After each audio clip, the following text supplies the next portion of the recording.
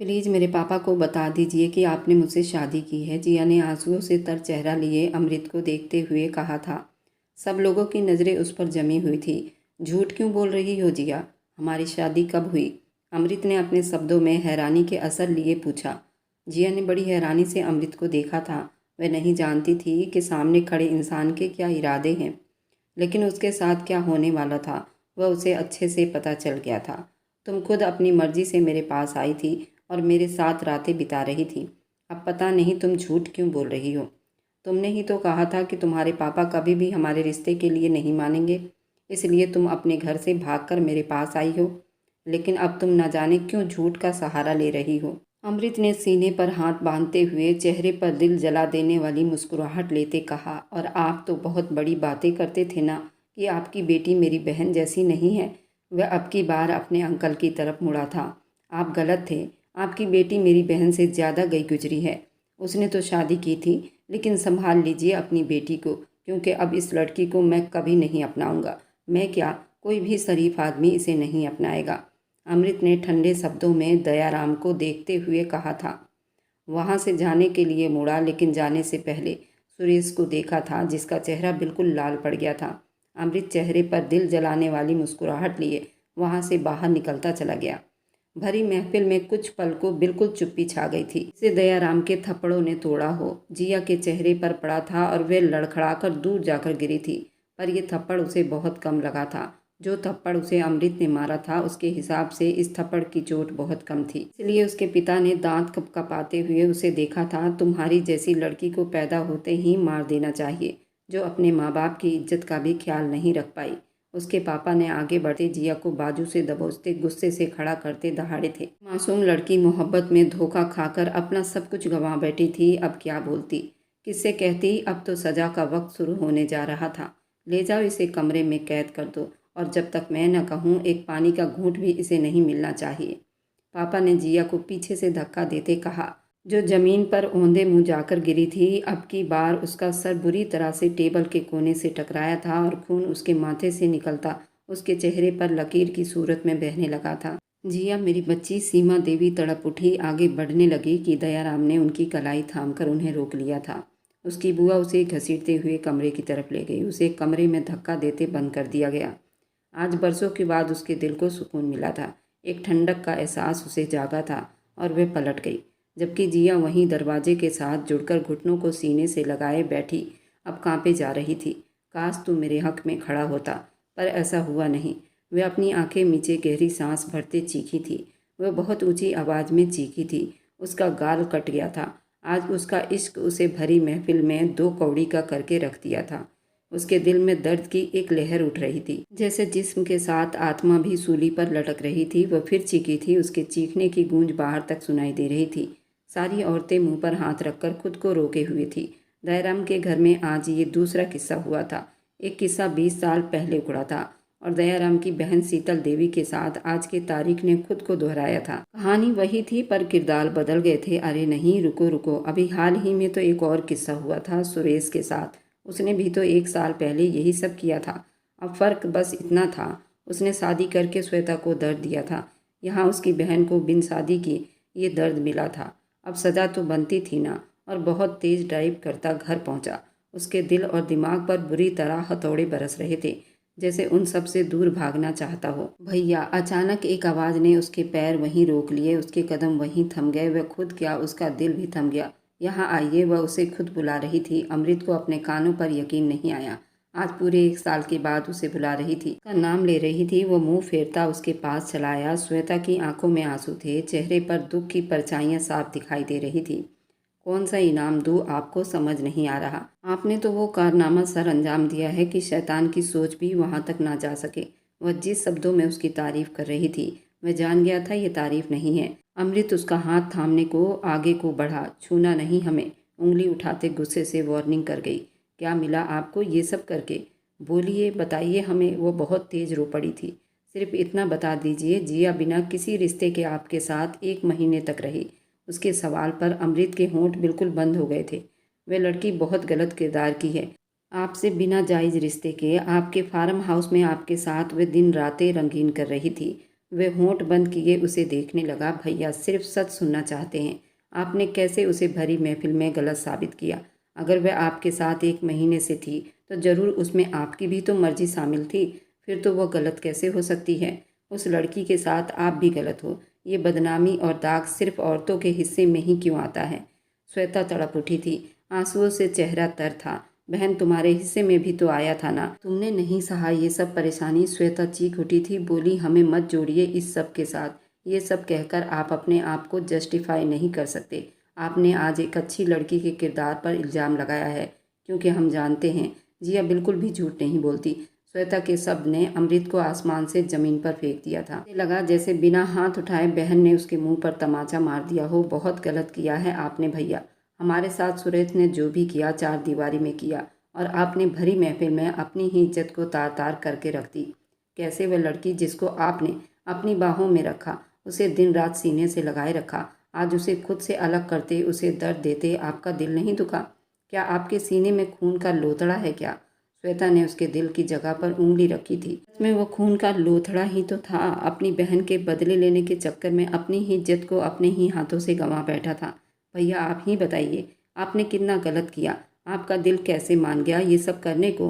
वह तो मासूम थी, आपसे सच्चा इश्क कर बैठी थी। वह इश्क में ये सब कर गई थी, घर से भाग आई थी, और आपने उसके साथ कितना गलत किया है। अब हमें आपको अपना भाई कहते शर्म आ रही है। कुछ गलत नहीं किया मैंने। जो उन्होंने बोया वही काटेंगे। बात जब तक मज़े की लगती है, जब तक दूसरे की इज्जत पर नहीं आती, लेकिन जब अपनी इज्जत पर बात आती है तब पता चलता है दूसरों का दर्द, जो वह दूसरों को देते हैं। दयाराम, जिसने 1 साल पहले अपने घमंड और अहंकार में मेरी बहन को बदनाम करवाया, अपने बेटे से इज्जत की धज्जियां बिखेर दी, घर से निकाल दिया, भूल गई वो सब। लेकिन मैं नहीं भूल सका उस दिन को। उसके दिल में तूफान भरा हुआ था। जब तक बदला नहीं ले लेता कैसे जाने देता उस। क्या भैया अब आपको सुकून मिल गया? वह एक ही सवाल में उसे हिलाकर रख गई थी। हाँ, बिना दिल के सुने वह गुस्से से बोलता चला गया। फिर एक बार आप पवित्र किताब खोलकर पढ़ लीजिए। उसमें भगवान ने किसी भी औरत पर झूठा इल्ज़ाम लगाने के बारे में क्या लिखा है। आपका सुकून और घमंड खत्म हो जाएगा। वह अपनी कहती वहाँ से चली गई, जबकि अमृत का दिमाग खूनखार में बदल गया था। पवित्र किताब में कभी भगवान औरतों पर जुल्म करना नहीं सिखाता। ऐसी बातों को इंसान कभी नहीं अपनाता। वह अपने अहंकार और घमंड में उसके मन में जो आता है वह कर जाता है। औरतों पर इल्ज़ाम लगाते हैं, वह हर जन्म में कष्ट भोगते हैं। सुरेश अपने कमरे में था। वह अपने आप को सबसे दूर रखे हुए था। जिया, उसकी बहन, 1 महीने पहले ही घर छोड़कर चली गई थी। उसे काफ़ी ढूंढा गया, लेकिन वह ना मिली, और फिर सब घर वालों ने उसे मुर्दा समझ लिया। और आज 1 महीने के बाद वह अमृत के साथ उनके सामने खड़ी थी, जब सुरेश की मंगनी की रस्म हो रही थी। घर मेहमानों से बिल्कुल भरा हुआ था। तभी वह लौट आई थी अमृत के साथ, और ये दावा कर रही थी वह अमृत से शादी कर चुकी है। सुरेश ने छोटी कांच की टेबल दूर उछाल कर फेंक दी, जो छन्न से टूट गई थी। वह आदमी शादी से मना कर रहा था, और उसकी बहन जिन नज़रों से उसे देख रही थी, 1 साल पहले उन्हीं नज़रों से श्वेता ने उसे देखा था। तब वो पत्थर का बना हुआ था। सब घर वालों के सामने उसे जलील कर दिया गया था, उसे घर से निकाल दिया गया था। आज उसका भाई अपना बदला सूद समेत ले लिया था। वह चीखना चाहता था, लेकिन कोई भी वहाँ नहीं आया। आज दोनों बहन भाई ऐसे बर्बाद हुए थे, कोई संभालने वाला नहीं था, और एक दूसरे को तो वो संभालने की पोजीशन में भी नहीं थे। अब तो दिन से रात हो गई, रात से सुबह, और अब दिन का वक्त हो रहा था। दयाराम के घर में चारों तरफ सोग ही सोग था, जैसे कहीं कोई मर गया हो। अरे कलमुही, जल्दी हाथ चला, मेरे सर में तेल लगा, मुझे नहाना भी तो है। शीतल देवी ने नौकरानी को डांट कर बोला, तो वह डर गई, जल्दी जल्दी हाथ चलाने लगी, जबकि शीतल के चेहरे पर खुशी ही खुशी दिखाई दे रही थी। सीमा देवी उसे देखकर सिर्फ दांत पर दांत जमा कर रह गई थी। इतना बड़ा हंगामा खड़ा हो गया था, लेकिन उसको हवा देने वाली वे औरत शीतल देवी उठकर अपने कमरे की तरफ बढ़ी कि सीमा देवी ने दूर से ही रागिनी को जिया के कमरे में जाने का इशारा किया ताकि उसको देख ले। उसने आंखों ही आंखों में अपनी आंटी सीमा देवी को तसल्ली दी और बहुत चुपके से वहां से उठी ताकि शीतल देवी को पता न लग सके, वरना उस औरत ने एक तूफान खड़ा कर देना था। धीरे से दरवाज़ा खुला, लेकिन वह अभी तक जमीन पर बैठी घुटनों में सिर दिए थी। रागिनी उसके पास जाकर बैठी। एक ही दिन में क्या हाल हो गया था उसका। दीदी रागिनी उसके पास बैठे आंसुओं से तर आवाज़ से उसे बुला गई, लेकिन उसके आने पर भी जरा सी उसके अंदर कोई हरकत नहीं हुई। रागिनी ने उसका हाथ थामना चाहा तो उसे लगा जैसे उसने किसी जलती हुई भट्टी में हाथ दे दिया हो। जिया बहुत ज़्यादा गर्म थी। रागिनी ने उसके माथे पर हाथ लगाकर महसूस किया। वो बहुत तेज बुखार में तप रही थी, लेकिन अपनी जगह से टस से मस नहीं हुई थी। दीदी प्लीज़ उठ जाइए, आपको बहुत तेज बुखार हो रहा है। रागिनी ने उसे सहारा देकर उठाने की कोशिश की, लेकिन वह वहीं बैठी बिना पलक झपकाए किसी मुर्दे की तरह घूरती चली जा रही थी। दीदी वह अब रोते हुए उसे अपने सीने से लगा चुकी थी। जिया ने एक गहरी सांस भरी। रागिनी उसे सहारा देकर उठाती बिस्तर पर ले गई। उसकी बिखरी हुई हालत देखती रागिनी का दिल खून के आंसू रो रहा था। हमेशा लड़की ही क्यों पिसती चली आ रही है? समाज में ऐसा होता आया है, करते मर्द हैं और बदला औरतों से लिया जाता है, कभी गुलाम बनाकर तो कभी धोखे देकर, कभी बिस्तर पर लिटाकर। रागिनी ने बड़े दर्द से हिचकी लेती दुहाई दे रही थी। उसके माथे के जख्म को साफ किया, उसके चोट पर बैंडेज लगाए। यहाँ से जाओ रागिनी, वरना ये जालिम लोग मेरे साथ तुम्हें भी सजा देंगे। वह बोली भी तो क्या। रागिनी के लिए, उसकी हमदर्दी के लिए मुझे नहीं परवाह। दीदी आप प्लीज़ संभालिए अपने आप को, मैं आपके लिए कुछ खाने को ले आती हूँ। नहीं रागिनी, मेरी वजह से खुद को मुश्किल में मत डालो। मुझे मेरे किए की सज़ा भुगतने दो। उसमें आपकी क्या गलती थी? मेरी गलती मेरा इश्क था, मेरा प्यार था रागिनी, जो मैंने एक बेवफा इंसान से कर डाला है। इश्क ऐसे इंसान पर निछावर कर दिया है जो मुझे सबकी नज़रों में गिराकर चला गया है। वह रोते हुए हंस भी रही थी। 1 महीना पहले उसके बाहों में थी। उसने मुझे अपने ज़िंदगी में शामिल किया था, अपने वजूद का हिस्सा बनाया था। कितनी आसानी से सबके सामने हमारे रिश्ते को ही नाजायज़ करार दे दिया। मुझे गद्दार कर दिया, मुझे एक कैरेक्टर लेस लड़की साबित कर दिया। वह मासूम बच्चों की तरह रोते हुए रागिनी से पूछ रही थी। नहीं दीदी, आप मेरी सबसे अच्छी दीदी हैं, आप बिल्कुल अच्छी हैं। देखना भगवान कैसे इन जालिम आदमियों को उनके किए की सज़ा देगा। ये सब सुरेश भाई की वजह से हो रहा है। उन्होंने श्वेता के साथ इतना बुरा व्यवहार किया था, उसे बदनाम किया गया था। वो बेड के साइड से टेक लगा गई। बदला नहीं था ये, यहाँ मोहब्बत का कत्ल हुआ है। मोहब्बत की दास्तां शुरू हुई थी एक लैला मजनू से। जानती हो ये बर्बाद कब हुई? साहिबा की बेवफाई पर। उसने तो तीर तोड़े थे अपने भाइयों को बचाने के लिए या फिर मजारा को बचाने के लिए, पर निकली तो बेवफा ना। वो बेवफाई का सिलसिला तभी शुरू हो गया। मोहब्बत कहाँ सच्ची रही, सभी खुद गर्ज ही निकल रहे हैं। आज खुद को सही साबित करने के लिए अमृत ने मुझे नीचा दिखाया। उसकी आवाज़ अब काफ़ी हद तक धीमी पड़ गई थी, जैसे अब वो थक गई हो। उसने कल से कुछ नहीं खाया था, यहाँ तक कि पानी का एक घूंट तक नहीं पिया था। ऐसे में उसका गला भी बैठ गया था। रागिनी जल्दी बाहर जाते हुए बहुत सावधानी से पानी का जग और गिलास ले आई थी। साथ में नौकरानी को खाने का भी बोल कर आई थी। उसकी बुआ शीतल देवी को इस बारे में कुछ भी पता नहीं चलना चाहिए। यह वो उसे ज़बरदस्ती पानी पिला रही थी, जिसे उसने एक घूंट भरकर छोड़ दिया। न जाने ये कैद कितनी लंबी होगी। वह सिसक उठी थी। पापा और चाचा का बस चलता तो मुझे मार डालते, फिर इतना तरस क्यों खाए, मुझे जिंदा क्यों छोड़ दिया? उसने रागिनी से सवाल किया, जिसका जवाब फिलहाल रागिनी के पास भी तो नहीं था। नौकरानी से खाना लाती ज़बरदस्ती उसने जिया को खाना खिलाया, जिसे थोड़ा सा खाकर छोड़ दिया। रागिनी उसे दवाई देती चुपचाप बाहर निकल आई। अब वह धीरे धीरे नींद के वादियों में खोने लगी थी। मैं तुमसे शादी नहीं कर सकता जिया, वापस लौट जाओ। नहीं, मैं आपसे इश्क करती हूँ अमृत, मुझे यूं मत वापस भेजो। वह उसके सीने से लगी थी। अमृत ने धीरे से उसे खुद से दूर किया था। जानती हो ना, हमारी थोड़ी खानदानी दुश्मनी है। क्या कुछ नहीं हुआ है 1 साल पहले सुरेश ने श्वेता के साथ क्या कुछ किया था? वह बेवफा निकला मेरी बहन का। तुम भी तो उसी खानदान की हो ना, तुम भी बेवफाई करोगी। जब साथ देने का वक्त आएगा तुम साथ छोड़ दोगी। मैं तुमसे मोहब्बत तो कर लूँ, पर तुम्हारा भरोसा कैसे करूँ? मैं अपनी जान दे दूंगी अमृत, लेकिन भगवान की कसम बेवफाई नहीं करूंगी। फिर उन दोनों ने ये शादी कर ली। जिया ने अपनों को छोड़ दिया अमृत की मोहब्बत में। वह अब बिल्कुल चुप हो गई और अमृत को अपना लिया। अमृत उसे अपने फार्म हाउस ले गया, जहाँ उन्होंने अपनी खूबसूरत ज़िंदगी की शुरुआत की थी, एक दूसरे की बाहों में। तुम जानती नहीं जिया, तुम मेरे लिए क्या हो। उसकी बाहों में टूटकर बिखरते हुए उसकी भीगी नरम आवाज़ को वह आज भी याद कर रही थी। उसका टूटकर प्यार करने पर वह दिन रात पिघलती रही। पत्नी का सुख उसे हर तरफ से देती रही। उसके लिए सारी दुनिया से नाता तोड़ दिया। सारा दिन उस फार्म हाउस में रहती, रात को अमृत की बाहों में वक्त बिताती, और ये वक्त इतनी जल्दी बीता पता ही नहीं चला। जिया करवट लेती, सीधी होती, कमरे की छत को घूरने लगी। आज मेरे पास तुम्हारे लिए एक सरप्राइज है। अमृत के शब्द अभी भी जिया के कानों में गूंज रहे थे। चलो फिर मेरे साथ। उसे तैयार करता, उसे अपने साथ गाड़ी में बिठाए, उसे उसके ही हवेली ले आया था। अमृत, ये आप मुझे कहाँ लेकर आए हैं? वह घबरा गई। जाने मन कब तक यूं अकेले रहेंगे, कभी तो अपनों की ज़रूरत पड़ ही जानी है। वैसे भी तुम्हारी हवेली में खुशी का मौका है, ज़रूर माफ़ी मांगेंगे तो सब माफ़ भी कर देंगे। नहीं प्लीज़ ऐसा मत करो, हमें कोई भी माफ़ नहीं करेगा। आप मुझे यहाँ क्यों लाए हैं, वापस ले चलिए, नहीं तो पापा आपको और मुझे, हम दोनों को मार डालेंगे। वो बुरी तरह से घबरा गई। मेरे होते हुए इतना क्यों डर रही हो, आओ मेरे साथ, आज तुम्हारे पापा को भी मैं देख लेता हूँ। वह उसका हाथ थामे उसे हवेली के चौखट पर ले गया था। 1 महीने से ज़्यादा समय हो जाने के बाद आज वे सब यूं जिया को देखकर बिल्कुल हैरान हो रहे थे। सुरेश की आज मंगनी थी, वह रिंग पहनाने वाला था और अमृत के पास उससे ज़्यादा अच्छा मौका नहीं था अपना बदला लेने का।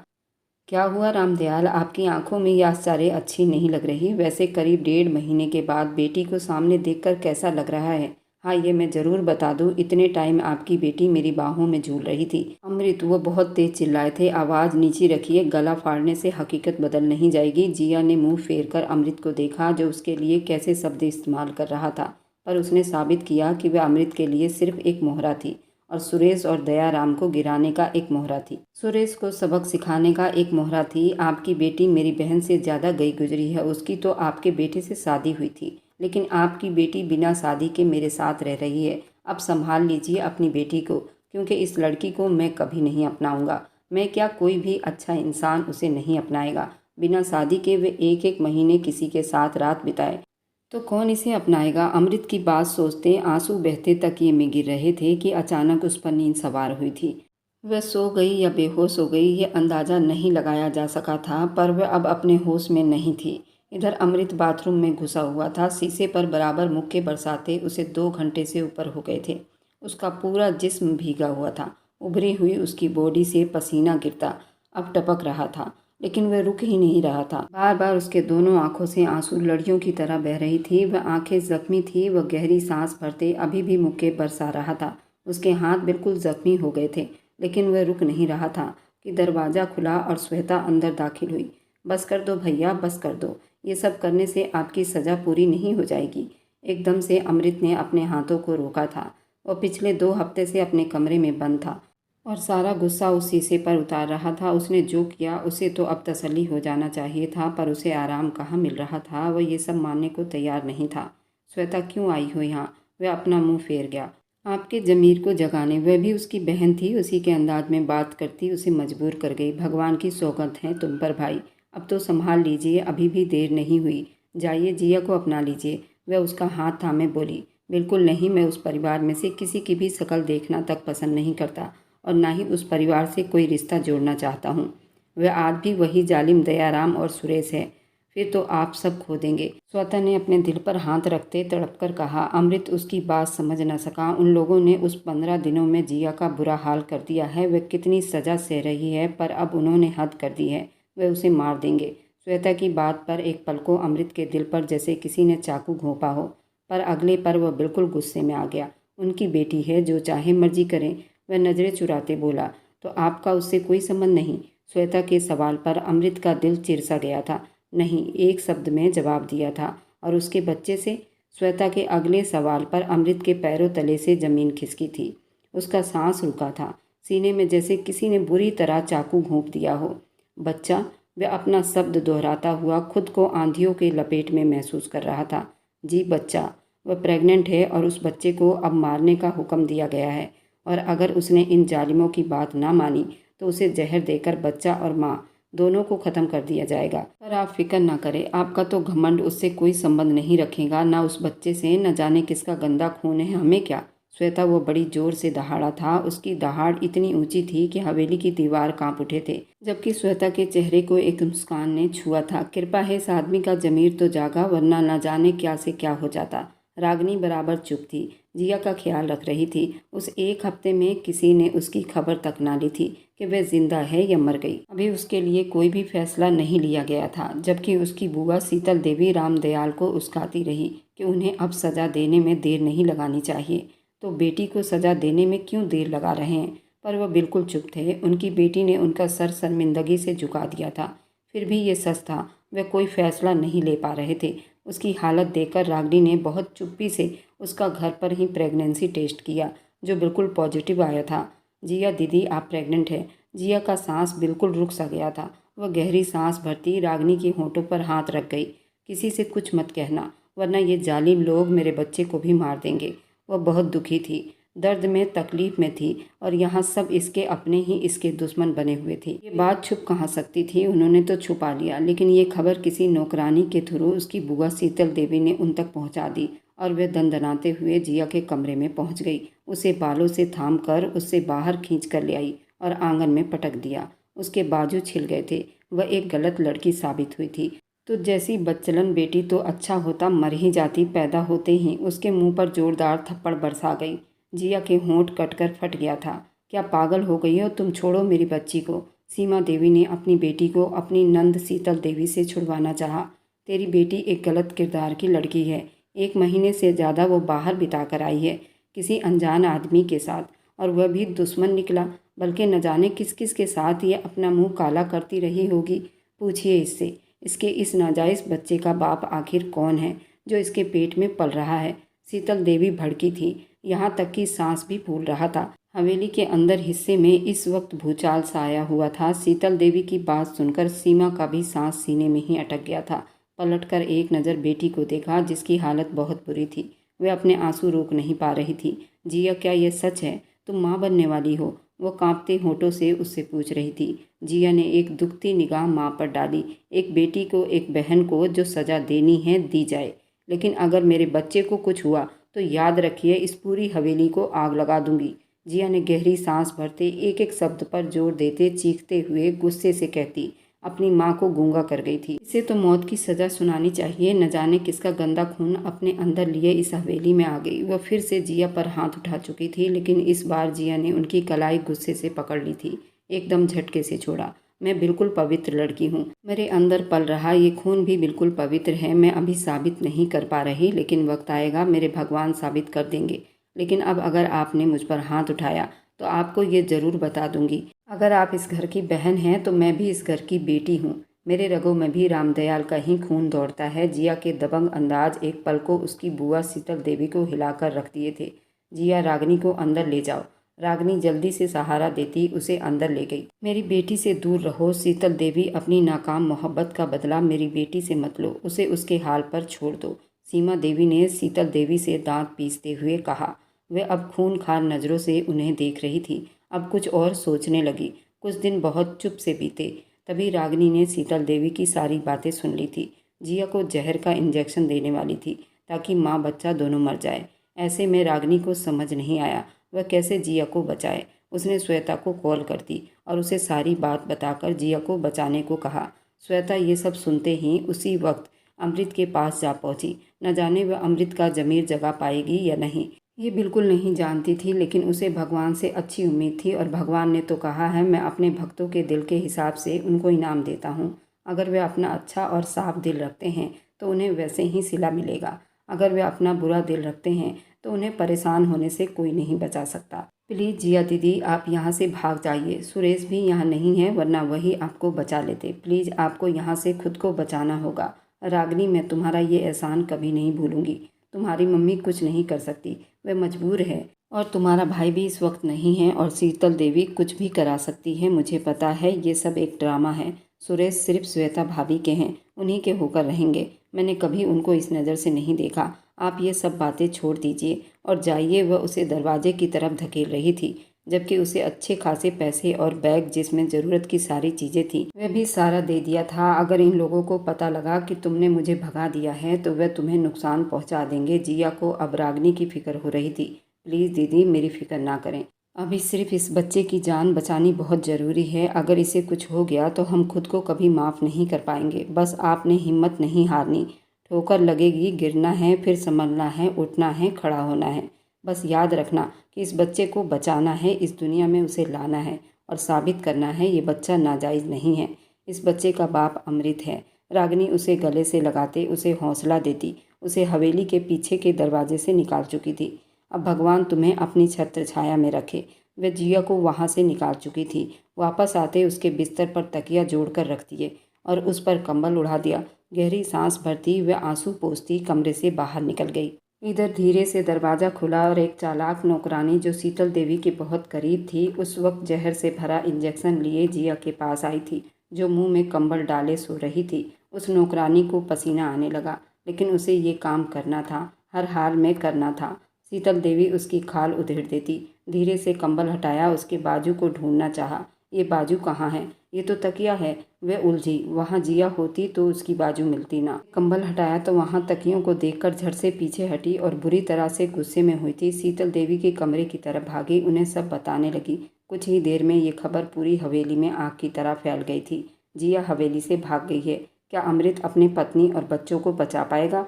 क्या श्वेता सुरेश में कभी सुलह हो पाएगी? आखिर शीतल देवी का ऐसा कौन सा पुराना दुश्मनी था जो वह उनके खिलाफ हो गई थी? इस कहानी को देखने के लिए इसके दूसरे भाग को जरूर देखिए। इस कहानी का दूसरा भाग कहानी के पहले भाग के कैप्शन में मिल जाएगा, वहाँ से आप पूरी कहानी देख सकते हैं। और मेरी वीडियो जहाँ कहीं से भी आप लोग देखते हैं, कमेंट में अपने शहर और राज्य का नाम ज़रूर बताइए। मुझे आप लोगों के कमेंट पढ़ने में बहुत आनंद आता है और उन सभी का मैं बहुत बहुत धन्यवाद करना चाहती हूँ।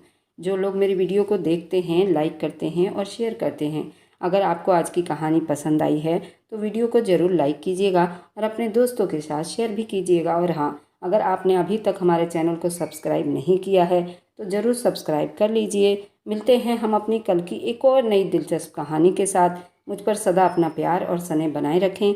सभी को मेरा प्यार भरा नमस्कार दोस्तों। खुश रहें, स्वस्थ रहें, मस्त रहें।